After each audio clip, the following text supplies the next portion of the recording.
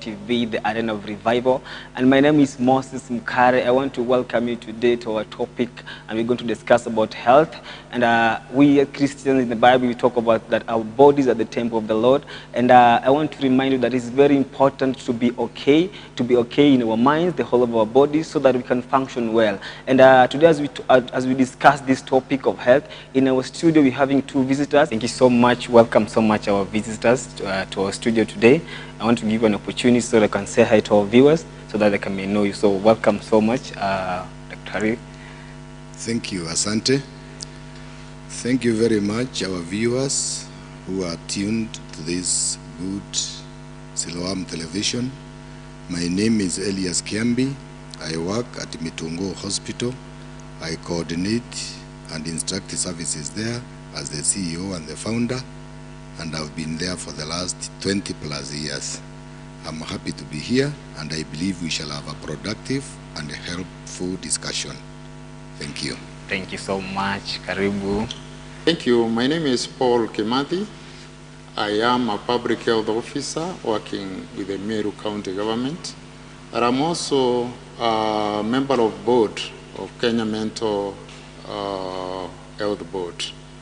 I would wish to say that the mental illness is that mental instability or mental impairment.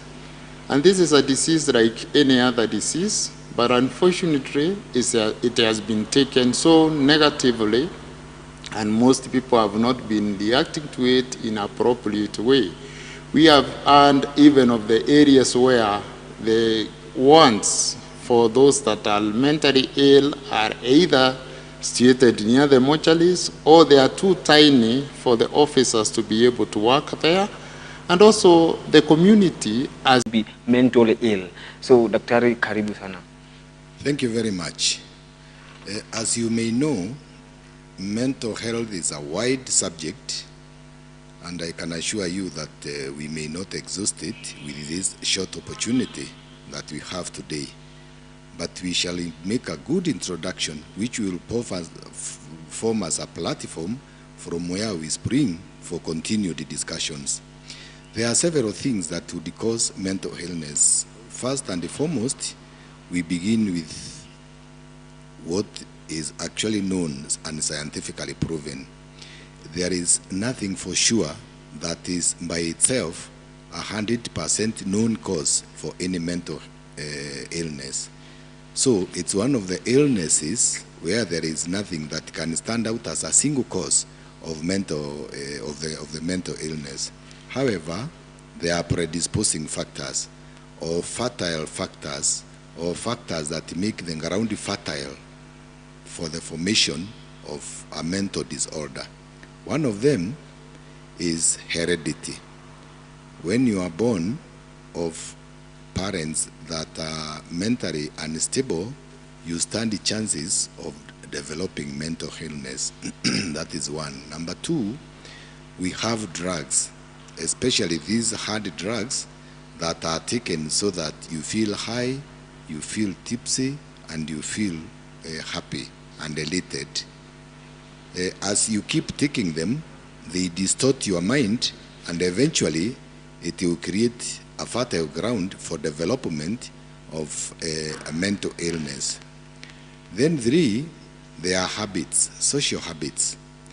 Social habits begin simple and they begin small, but eventually they also mature into a full-blown mental illness.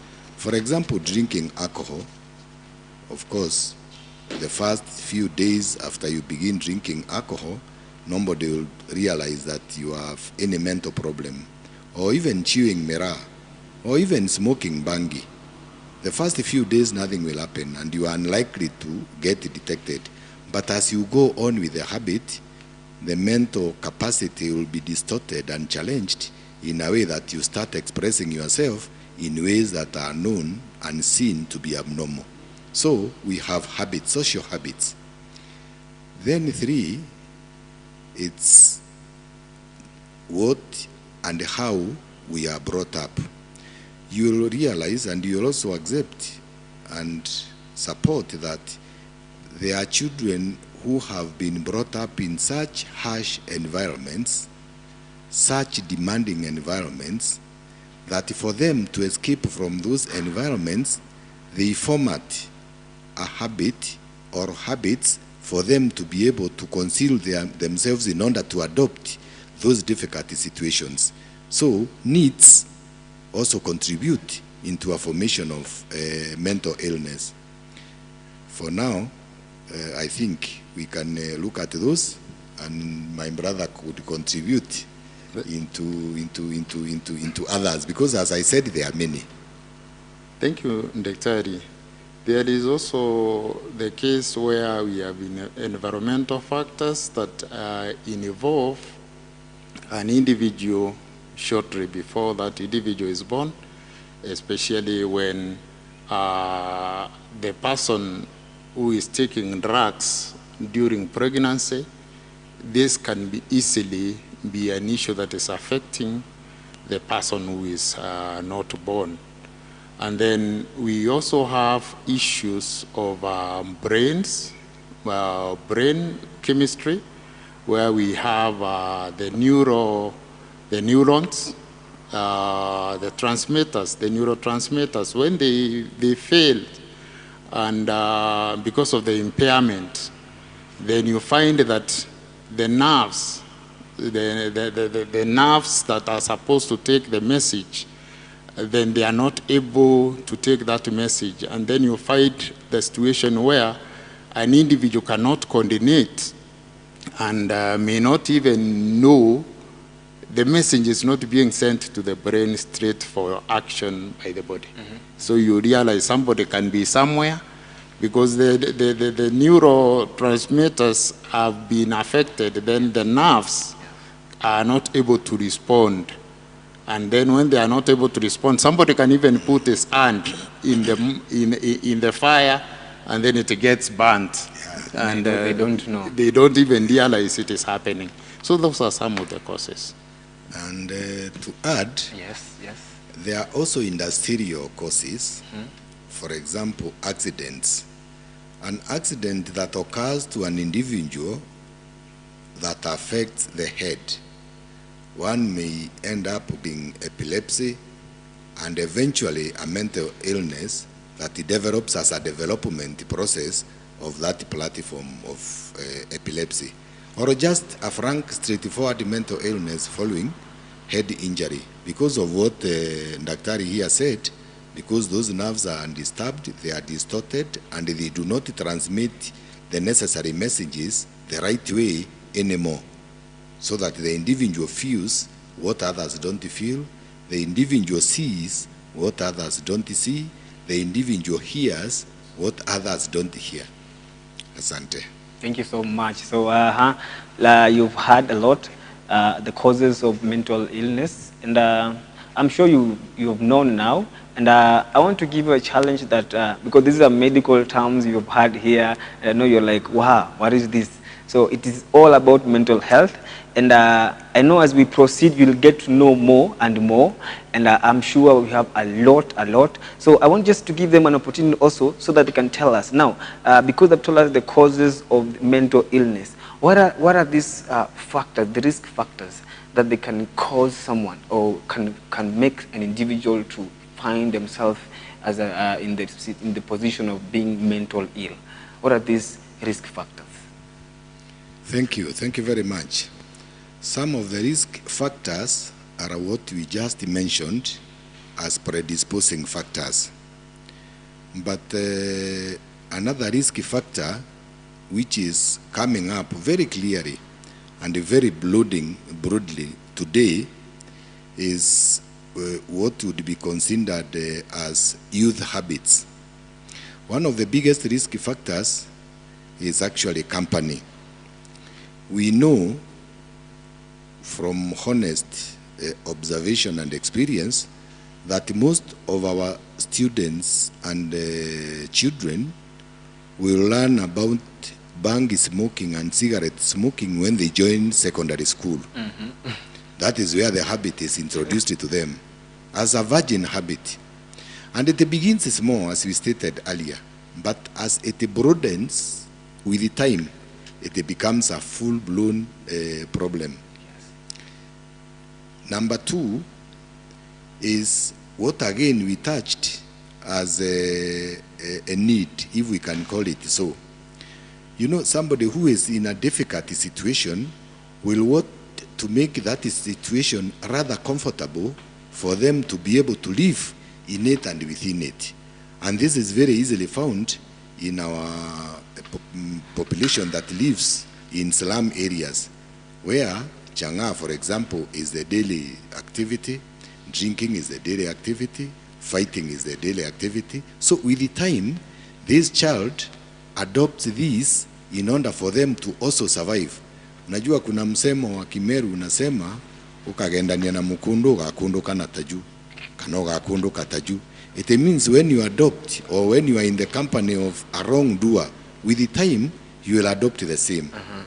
Then number three, as I mentioned earlier, when the first time you get introduced to these drugs, and this includes alcohol, this includes cigarettes, this includes other hard drugs, heroin, and the like.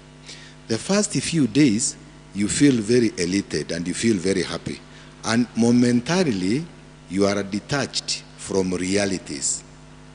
And because these realities are hard on you, they demand more responsibility than you can afford to offer, you tend to join and get into this drinking habit, smoking habit, and inhaling habit, so that you are able to adopt and continue in that environment, which would rather be hard for you if you actually remained normal.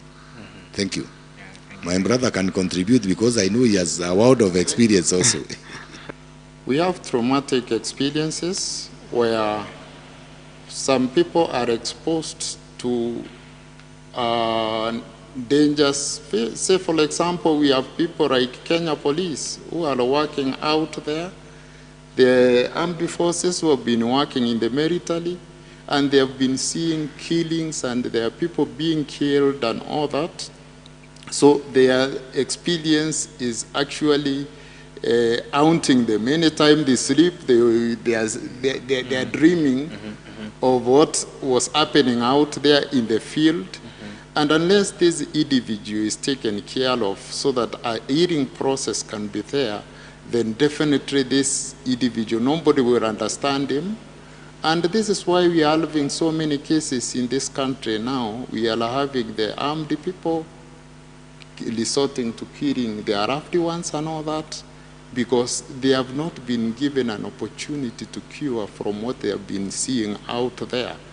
It is important for the government actually to look at even the nurses. Sometimes we have accident that has claimed over 100 people, and this is a nurse who is taking care of these people that have been killed, that are maimed, that have injuries, and they have human feeling, of course.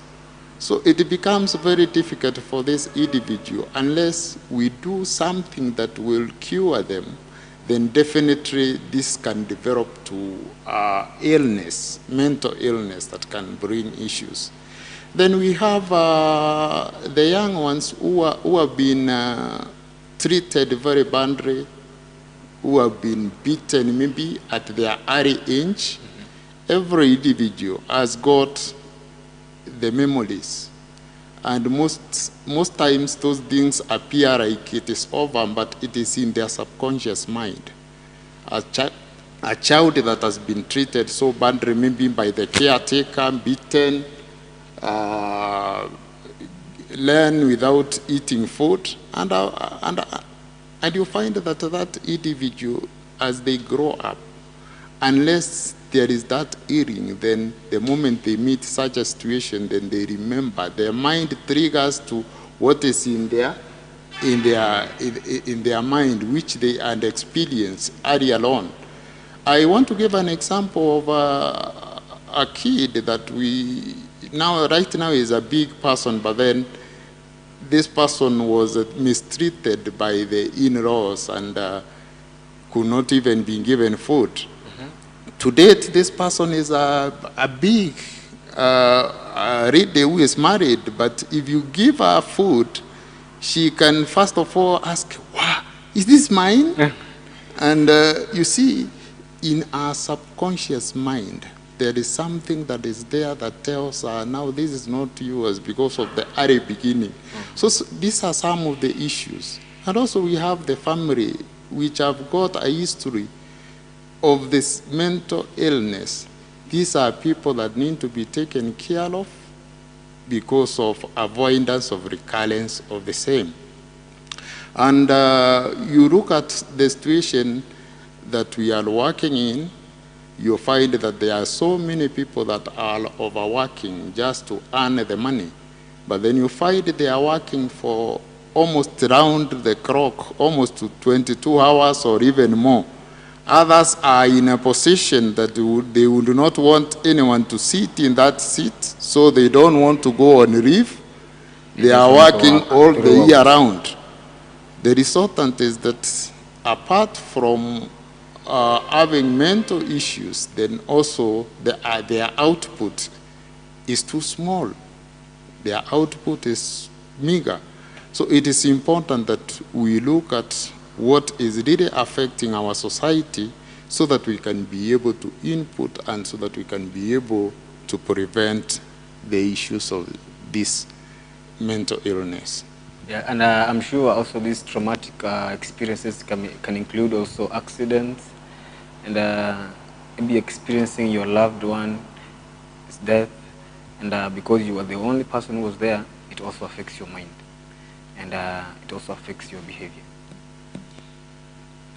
Yeah, it is actually broad. It even involves the aging people. Remember, the aging people, they have problems of forgetting. And sometimes other people may say that they are pretending. They are pretending not to know. Maybe it is a home scenario where somebody has hidden the keys for a store or for a house, and because of the aging beings, he or she has forgotten, and then the children, all other dependents are not kind to this individual, and then they want to say, anajifanya. You know, the moment those kind of ones come out, then these people will feel rejected, is like they are of no value, and this can contribute to a downtrend of this individual very fast because they feel like nobody wants them. It's just like a case where we have somebody who is fighting maybe the diseases like diabetic, for example, or some terminal illness diseases, and that person has now a feeling that I have really troubled these people for so long, and I'm not getting healed, so I am of no use. You know, that kind of pity, self-pity when it comes up, and this individual can do nothing about it, then it can easily bring an individual down, and finally we can have a mental case out of this case. Perhaps to add just a little ounce of what Daktari is actually talking about, you know, something like suicide. You know, suicide is a result of feeling desperate, feeling useless, and feeling valueless.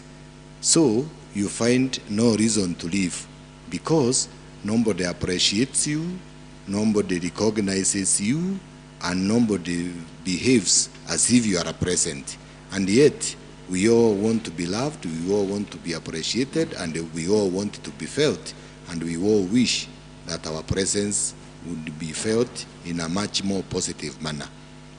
Thank you. Thank you very much. Thank you so much, our two doctors. And I want to remind you that I'm sure at home there you are wondering, so what are these some of the things that you can see from someone who's mentally ill or mentally ill? Or what are these signs that you can see or you can notice from someone who is ill mentally and get to know what is happening. So I want us also to have it from with our doctors, so get to know, okay, what are these signs that we can see? Because sometimes we just see, like Dr. Vanyamesema, that you see an old man or old woman, and as how you just say anajifanya, you see, and we really don't know. Maybe those are some of the signs that she's undergoing what?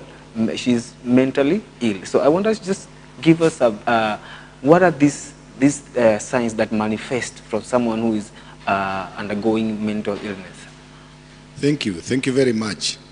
Actually, we all know it's very easy to pick and detect somebody who is mentally ill. But universally, one of the most profound universal sign and symptom of any mental illness is lack of sleep. All mental illness victims fail to get nourishing and comforting sleep. That is one. Then two, depending on which direction your mental illness takes or has come from, you start neglecting yourself. That's why you see they don't take any bath, they don't shave their hair, they don't require any company. They neglect themselves because they feel they do not deserve to be friends to any. They don't deserve to dress. In any case, nobody will see them. Then three is where they feel people are their enemy. So they are violent towards them. So violence then becomes another profound sign of a violent person. Then three, or number four, they look at the property and look at your property as if you cheated them and the property should be theirs. Then the fifth or the sixth is where they refuse, fail, or do not look at things in their right perspective or prism. They will see objects that nobody else in that room sees. They will hear noises that nobody else hears. They feel smells that nobody else smells. This is what educationists or psychiatrists will call hallucinations. They feel sounds that do not exist or that are not heard by any other. Then, as they progress, they completely lose appetite. Actually, a mentally broken down person can die of hunger, can die of starvation, can die of dehydration, because they simply do not have that capacity to appreciate this need. Complete shutdown of capacity to appreciate what makes a human being.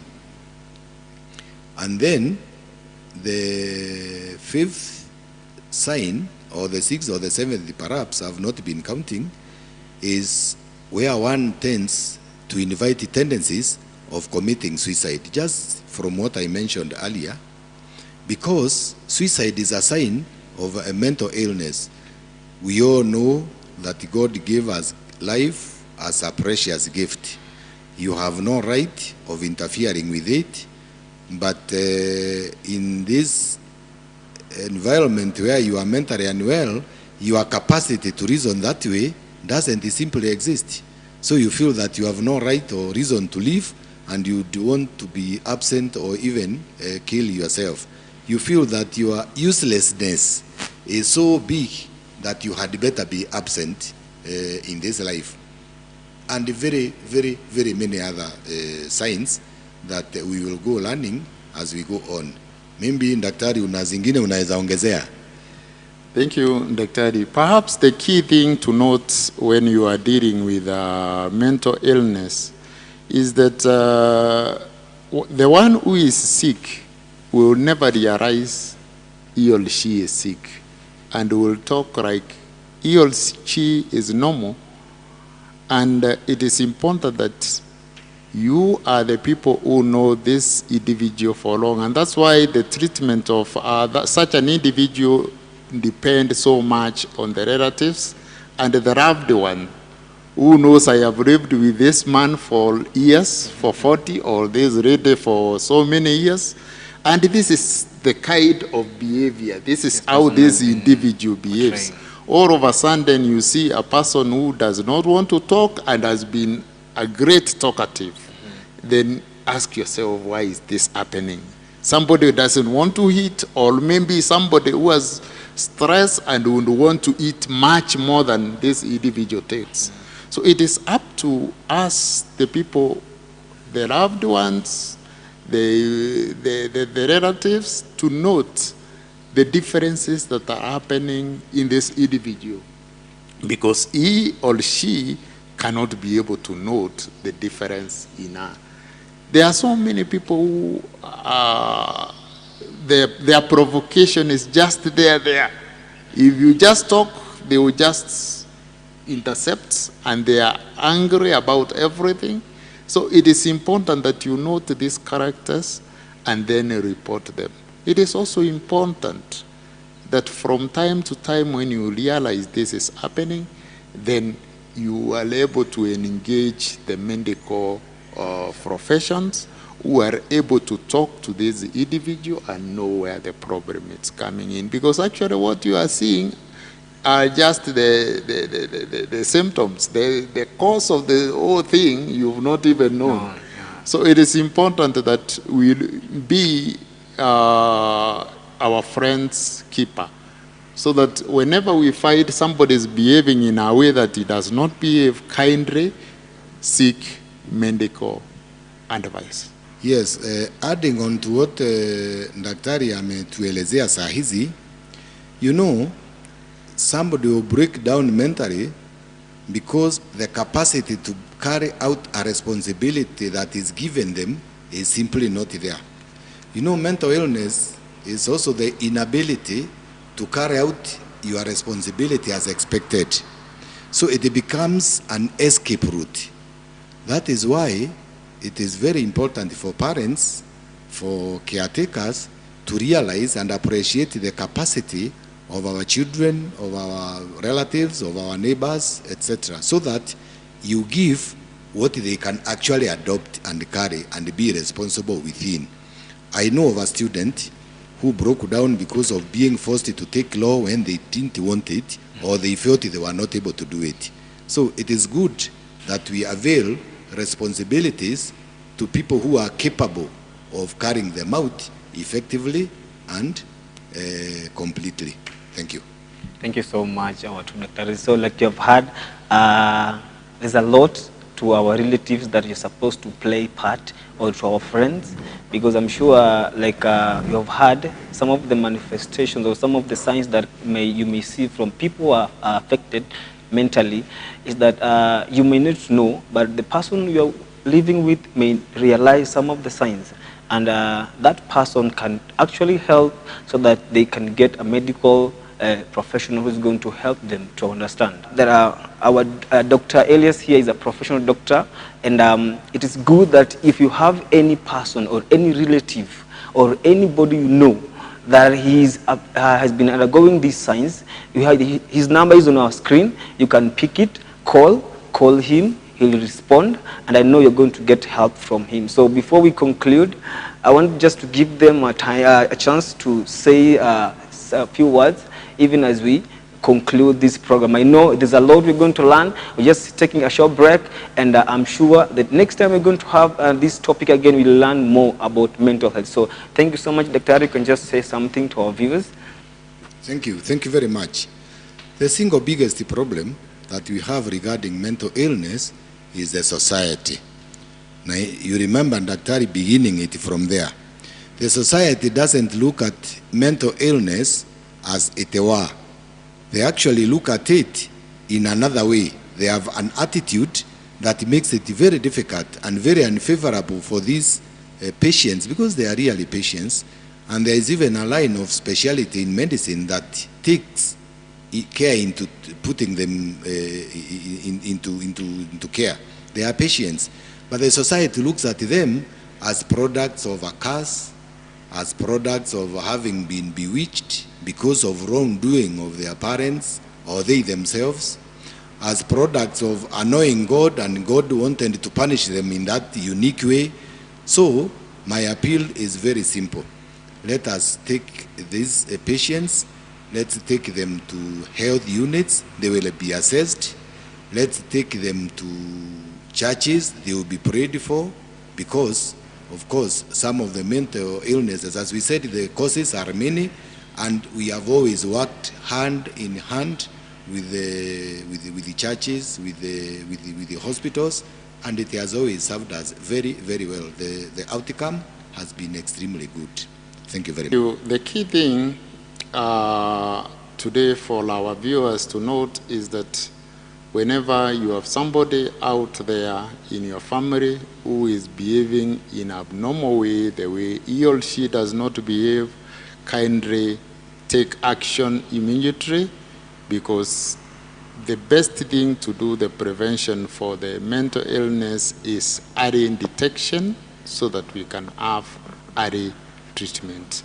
On top of that, we would also wish to tell the people that these people who did some things to the community and they went for treatment, we have an issue because they are not accepted back by the society, because they feel that this is a mandara, this one burnt their house, is arsonist, and all those names mentioned them. Some of the people have even raped and such the issues that really are not good to the community. However, we would call upon the people to welcome these people once they are able to be treated and rehabilitated, and now they want to be brought back to the community.